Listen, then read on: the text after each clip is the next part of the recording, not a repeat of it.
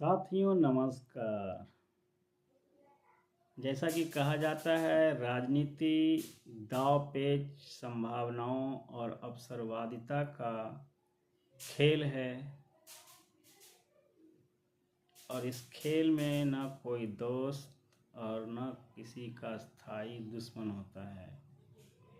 जब विश्व के लगभग सभी देश middle west Asia gulf country में इस समय अमेरिका, इजराइल और ईरान के बीच चल रहे घमासान युद्ध की चिंता में डूबा हुआ है, वहीं भारत का एक राज्य बिहार अपने ही मुख्यमंत्री जो सहयोगी दल का है उसे निपटाने का पूरा इंतजामात लगभग पूरा कर लिया है।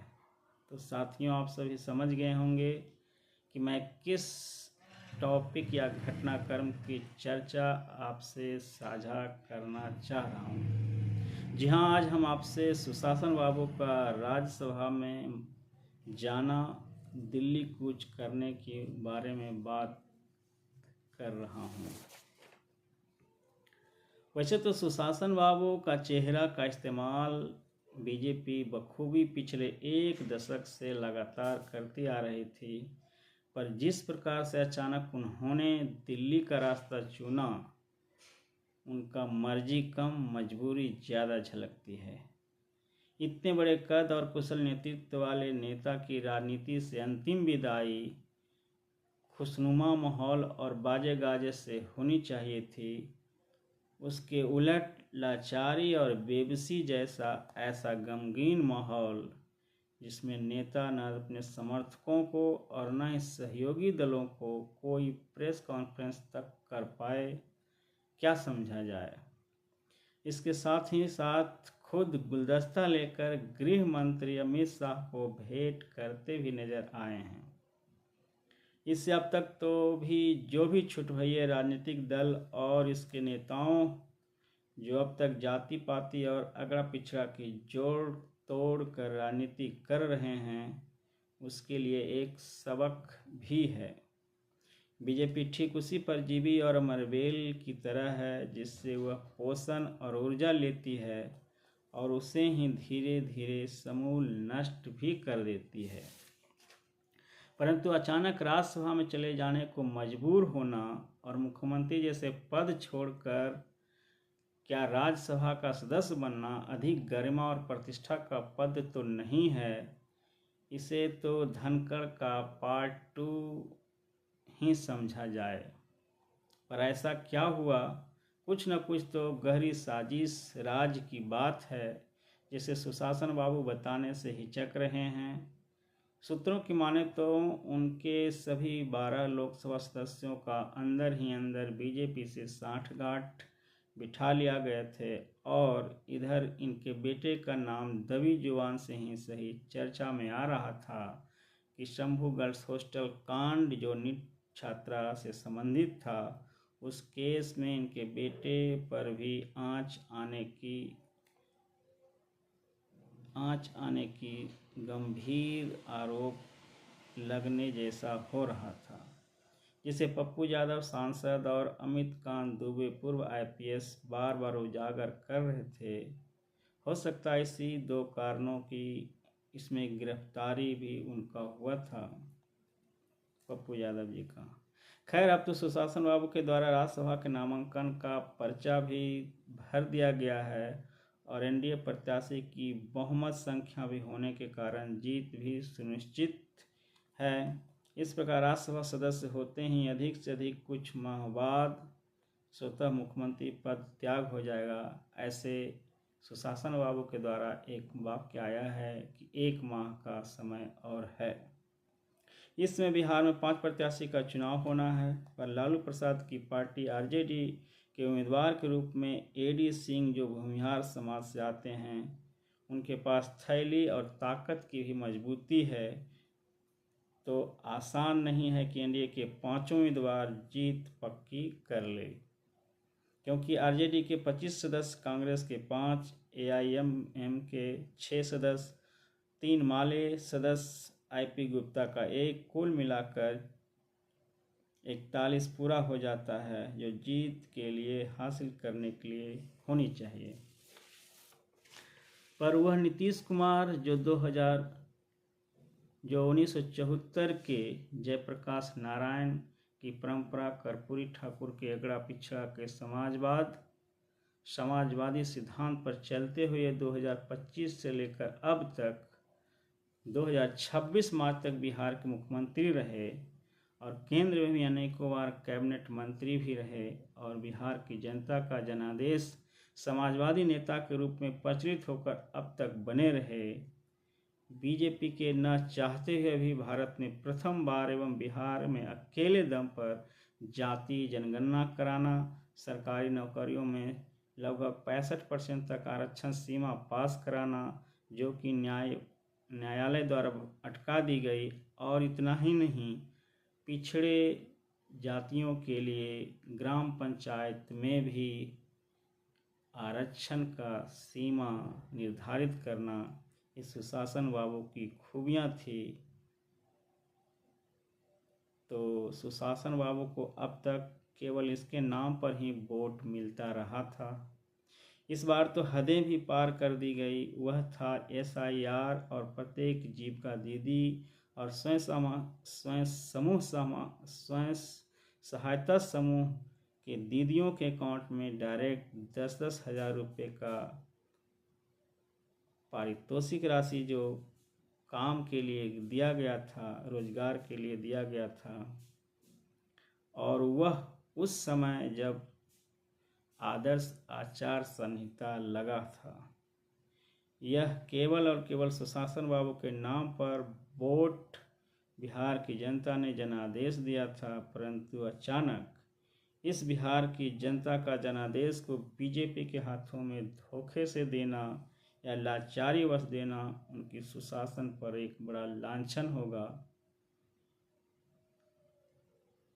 और अब तक इनके किए गए इतने सारे अच्छे कार्य को मटिया पलीत जैसा भी हो सकता है, क्योंकि अब तक पूरे भारत के लोग यही कहा करते थे कि बिहार के लोग भले ही गरीब हैं, परंतु राजनीतिक सूझबूझ और उनकी दूरदर्शिता काफ़ी है, जो अब तक बीजेपी को वहाँ तक पांव पसारने तक नहीं दिया गया। सभी बिहारियों के जनादेश का गला घोंट और मुंह पर तमाचा जैसा होगा। अब तो पूरे 5 साल भाजपा द्वारा नामित और स्थापित मुख्यमंत्री पूर्ण रूपेण बीजेपी के कार्यकलापों से सरकार चलेगी, इसमें कोई दो मत और संकोच नहीं हो सकती है। पूरा देश और समाज जानना जानती है कि जो बीजेपी की विचारधारा है वह राष्ट्रवाद और राष्ट्र प्रेम का केवल छद्म उद्घोष करती है।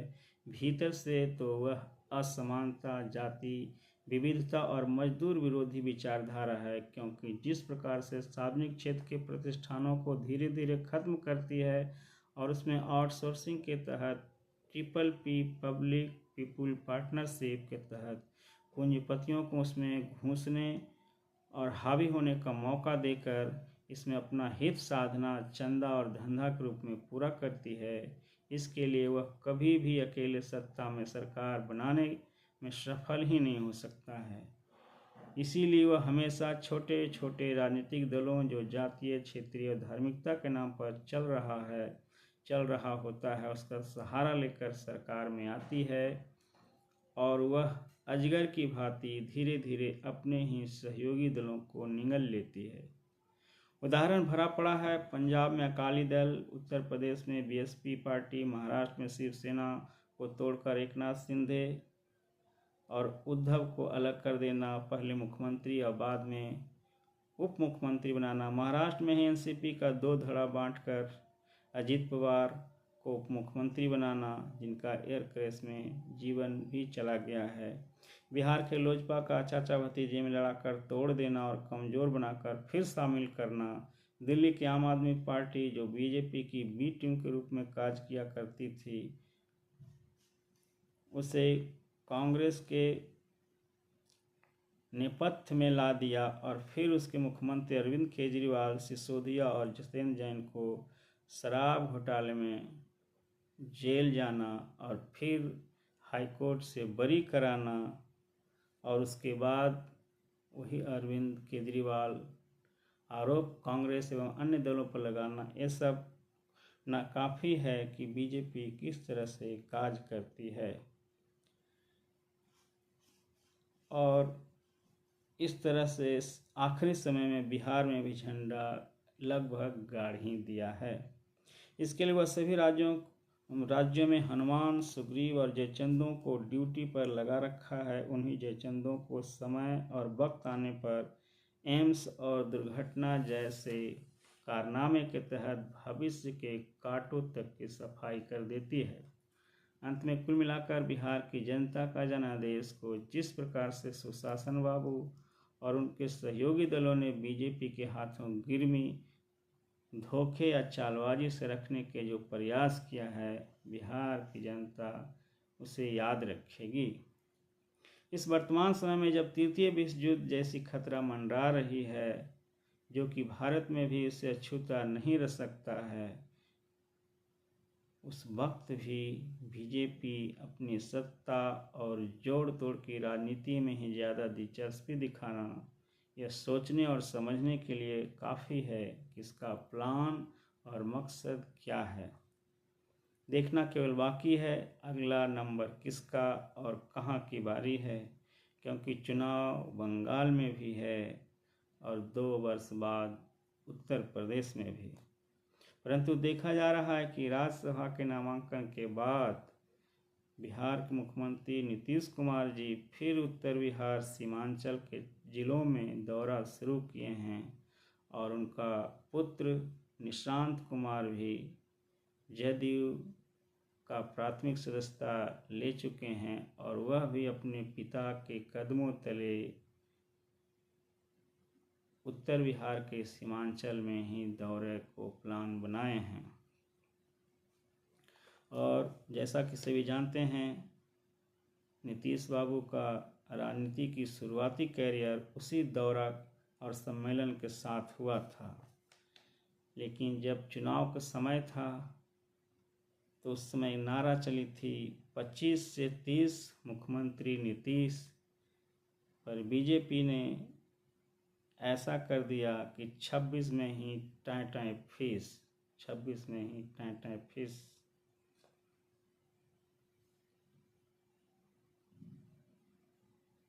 तो क्या कहा जाए, क्या से क्या हो गया देखते देखते, ऐसे बदलेगी सत्ता भनक तक नहीं, ऐसे बदलेगी सत्ता भनक तक नहीं, लोग अचरज में हैं सोचते सोचते, लोग अचरज में हैं सोचते सोचते, क्या से क्या हो गया देखते देखते, क्या से क्या हो गया।